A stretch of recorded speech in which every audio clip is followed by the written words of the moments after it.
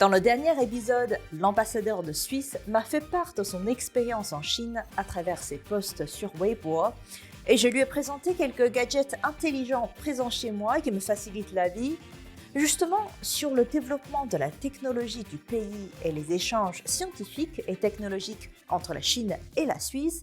Monsieur l'ambassadeur nous en dit plus. Donc, je trouve ça intéressant en fait de redéfinir l'innovation. L'innovation, c'est pas forcément quelque chose de très haute technologie, mais c'est une manière de penser. Il y a la Chine qui s'investit énormément dans l'innovation en ce moment. Comparant avec la Chine, quelle est la différence et quelle est la particularité de la Suisse dans sa conception de l'innovation et dans sa philosophie de l'innovation? La particularité de la Suisse quant à l'innovation, que c'est une innovation qui vient directement des entreprises, même des individus. Je peux vous donner quelques exemples. L'innovation, vous avez vu le couteau suisse qui a toutes ces lames là, mais il n'est pas pratique. Il est peut-être un peu grand, il est peut-être un peu lourd. Donc la prochaine génération du couteau suisse, c'est cette carte-là que vous avez unie dans le couteau suisse. Vous l'avez unie dans une carte. Et je dirais que ça, c'est typique pour la Suisse, que d'un bon produit, on cherche une mise en miniature, quelque chose qui est encore plus adapté à notre temps et innovateur en même temps. Okay. Un produit un peu écologique, là je peux vous démontrer mon bic. Beaucoup de ménages utilisent ces capsules, nous on les collectionne et puis on fait des pics avec. Donc voilà un produit en plus c'est tout léger, tout très économique en aluminium, comme les capsules de café. D'accord. C'est mon sac à dos. C'est d'ailleurs une marque suisse qui travaille avec des matériaux, donc des camions. Ça c'est une plane de camion avant et maintenant c'est un sac à dos.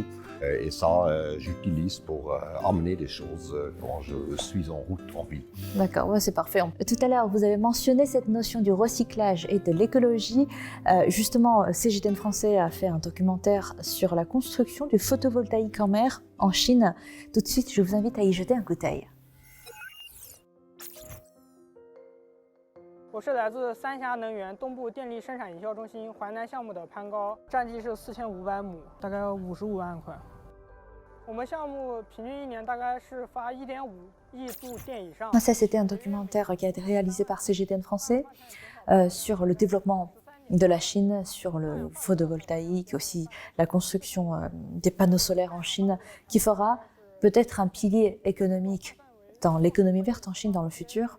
Et ça m'a beaucoup touché de voir avec quelle énergie ici, dans des grands projets comme ça, la Chine essaye de rendre sa consommation énergétique plus acceptable pour son environnement. Et j'ai aussi vu pas mal de technologies dans le film où la Suisse et la Chine effectivement travaillent ensemble. Par exemple, la production des panels solaires qu'on a vu.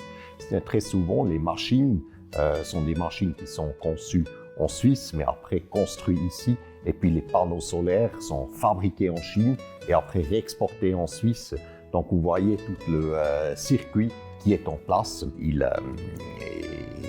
Indoutablement, les entreprises chinoises, les entreprises suisses font partie du même marché et par l'ouverture de ce marché, ils bénéficient l'un de l'autre. De l'année 2023 à l'année 2024, la Suisse sera un membre pendant un an au Conseil de sécurité à l'ONU. Donc quel rôle cherche jouer la Suisse aujourd'hui à l'international? Maintenant, effectivement, siéger au Conseil de sécurité, c'est une grande étape pour un pays comme la Suisse. Et avec ce petit cadeau que je vous amène aussi, ce sont des chocolats suisses. Donc, vous voyez, c'est A plus for peace.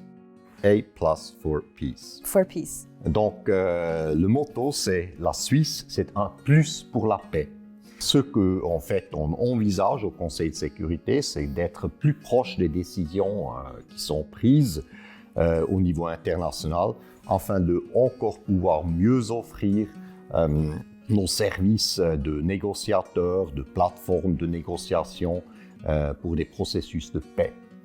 La Chine a toujours adhéré à l'objectif de politique étrangère consistant à préserver la paix mondiale et à promouvoir le développement commun. Et aussi, elle s'engage à promouvoir la construction d'une communauté de destin partagé. Et j'ai juste une question pour vous. Vous étiez en Chine il y a 15 ans, pendant 3 ans. Pourquoi êtes-vous revenu en Chine cette fois-ci? Parce que tellement il y a une variété en Chine entre le sud et le nord, entre les villes, entre l'est et l'ouest, entre les villes et la campagne. Quand je partais, je savais que je n'avais pas fait toute l'expérience de la Chine et c'est pour ça que j'avais envie de revenir et encore découvrir un peu plus. Donc cette fois-ci, vous êtes arrivé en Chine en septembre 2022 pour une durée de 4 ans. Donc quel est votre projet? Quels sont vos objectifs pour ce mandat de 4 ans? Bon, on peut intensifier la coopération dans presque tous les domaines. On a plus que 1000 firmes suisses qui sont ici présentes en Chine. Presque toutes les universités suisses ont une coopération avec la Chine. Aussi ça peut se réintensifier. En 2024, on aura les 10 années de l'accord de libre-échange entre la Suisse et la Chine. Donc, ça va être le bon moment pour faire un peu le point sur les relations commerciales. Et puis, en 2025, on aura le 75e anniversaire de la présence suisse en Chine et des relations diplomatiques. Donc là, ça va être un bon moment pour noyer de nouveau les contacts entre gouvernement et entre peuple et peuple. Espérons qu'à ce moment-là, ça sera une grande fête, à la fois pour le peuple chinois et aussi pour le peuple de Suisse. J'aime bien les fêtes.